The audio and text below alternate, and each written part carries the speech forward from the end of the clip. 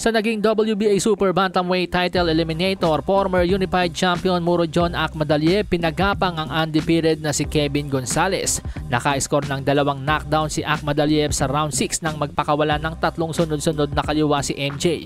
Bagsak si Gonzalez.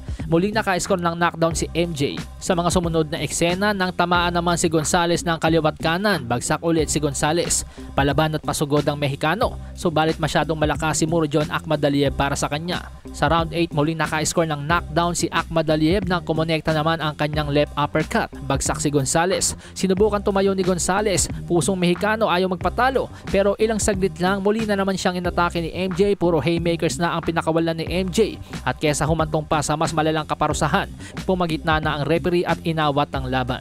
Kaya naman, the winner by 8-round TKO, Murodjon Akhmadaliev. At ngayon nga po ay nag-improve na ang kartada ni Murodjon Akhmadaliev sa 12 wins, 1 loss with 9 knockouts. Sa iba pang balita mga amigos, sweet revenge ang natikman ngayong araw ni Jose El Rayo Valenzuela dahil matapos ang controversial unanimous decision loss niya kay Chris Primetime Colbert sa kanilang naging unang laban. Tiniyak ngayong araw ni Rayo Valenzuela na hindi na mga hurado ang sesentensya sa laban kundi ang kanyang mga kamauna.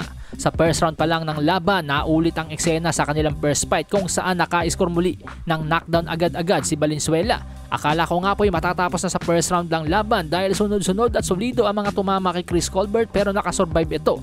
Pero this time hindi na po pinaabot ng 12 rounds ni Jose Valenzuela ang laban.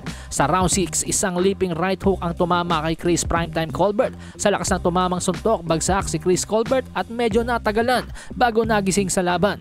Kaya naman the winner by 6-round knockout, Jose El Rayo Valenzuela, na ngayon ay nag-improve na nga po ang kartada sa 13 wins, 2 losses, no draws with 9 knockouts.